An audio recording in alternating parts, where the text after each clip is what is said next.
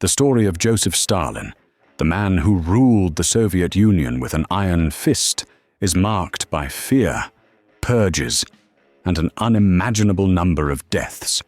However, behind that relentless figure, there existed a tragedy that many preferred to forget. That of his own son, Joseph Stalin Jr., also known as Yakov Dzhugashvili. His life, and especially his end, reveal the coldest face of power, one where not even blood could soften the punishment. The swift and brutal execution of Yakov was not only an act of war, but also a heart-wrenching display of what it meant to be the son of the most feared dictator of the 20th century. Yakov was born in Moscow on March 1, 1920, the son of Stalin and his first wife, Ekaterina Svanidze.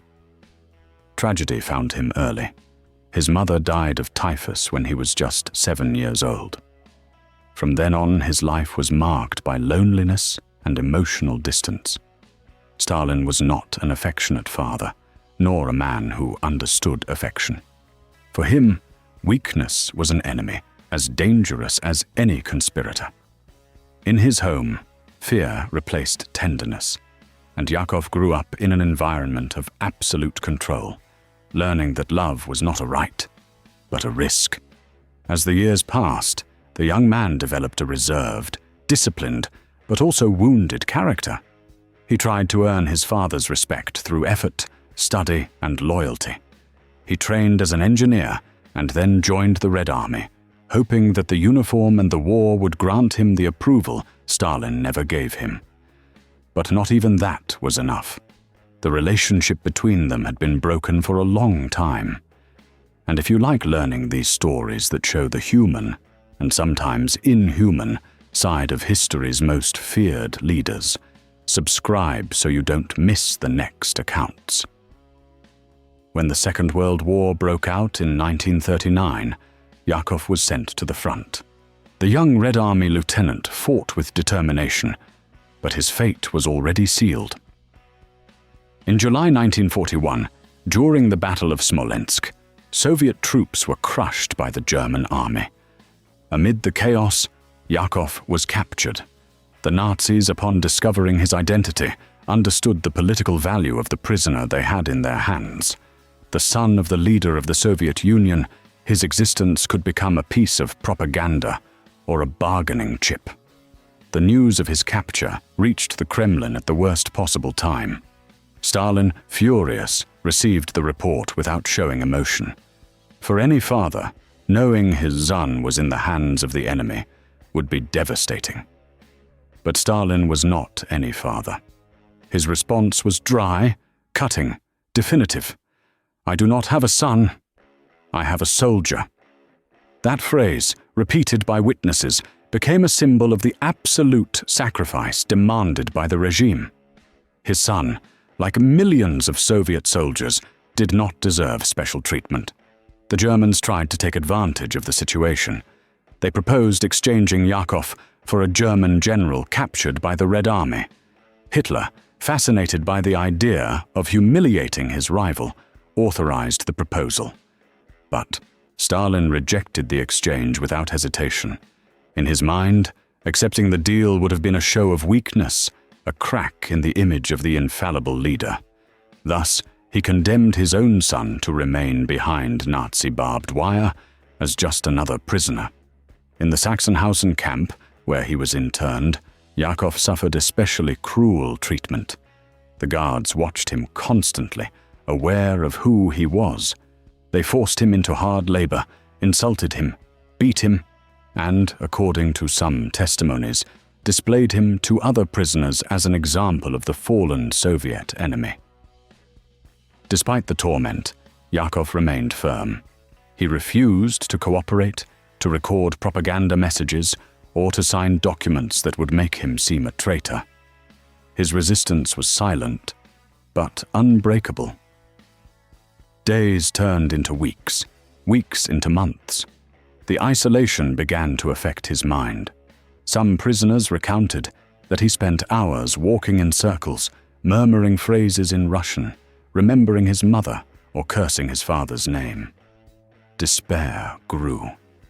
He tried to escape several times, but the guards were alert. In one of those attempts, he ran towards the barbed wire, perhaps seeking freedom, perhaps seeking the end. The Germans fired without hesitation. However, there are versions that say Yakov didn't die in that attempt, that he was captured again, beaten, and brought before the camp officers who, tired of the problems he caused, decided to finish him off.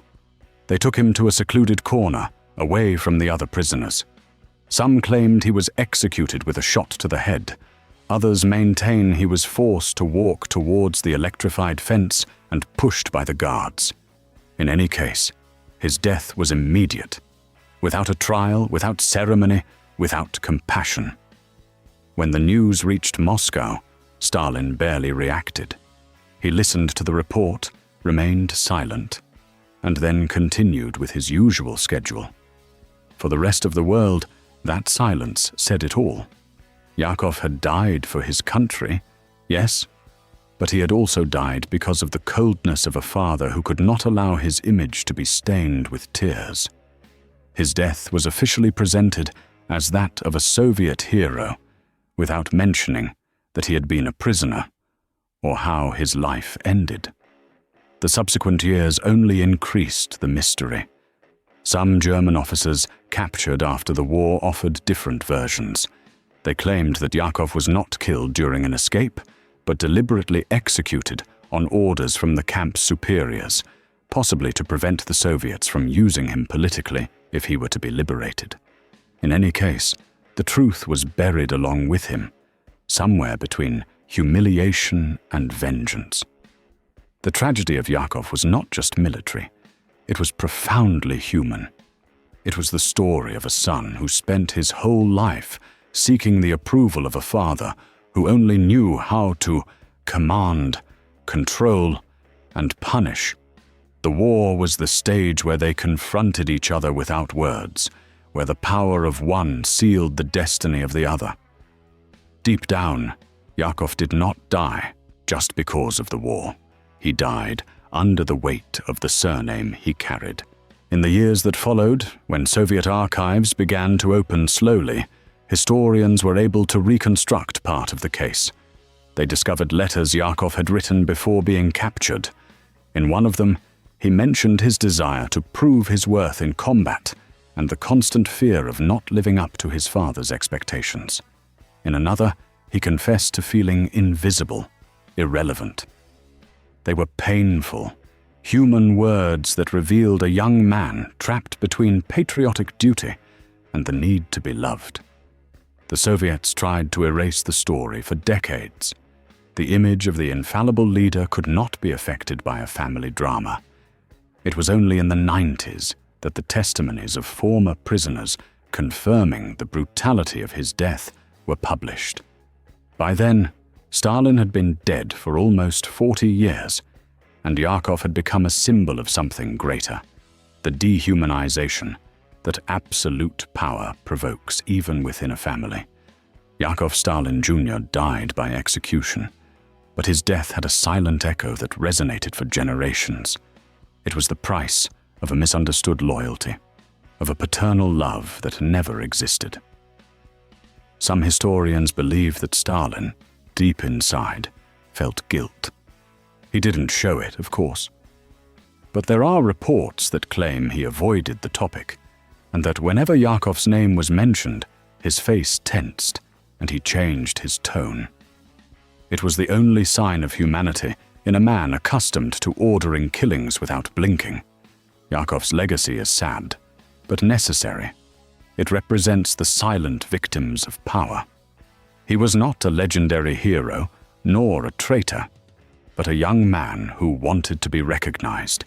His execution was a cruel warning. No one was above the state, not even the son of the supreme leader. Time passed, and history took care of revealing the cracks in Stalin's figure. Behind the propaganda, the speeches, the image of the great leader, there was a father incapable of love, a man who sacrificed even his own blood in the name of an ideology. Yakov with his short life and violent death, is the proof of that. Today, his name is seldom mentioned, but whenever the brutality of Stalinism is discussed, his story resurfaces. It is the reminder that limitless power destroys everything it touches, even the most sacred bonds. Yakov had no grave or tribute, but his memory remains as a symbol of the human cost of political fanaticism. He died as a soldier, but also as a son who was never forgiven. And in that duality lies the tragedy of his existence: to be faithful until the end, to a father who condemned him to die alone. The execution of Yakov Stalin Jr. not only marked the end of a life, but also the rawest reflection of an era where power was everything and compassion had no place. A time when even the dictator's son could become a victim of the very system his father created. And so, among the shadows of history, his name continues to remind us that the price of blind obedience can be the total loss of humanity. If you are interested in the real stories behind the great dictators, their families, and the secrets that history tried to hide, subscribe to the channel and join us in the next episodes.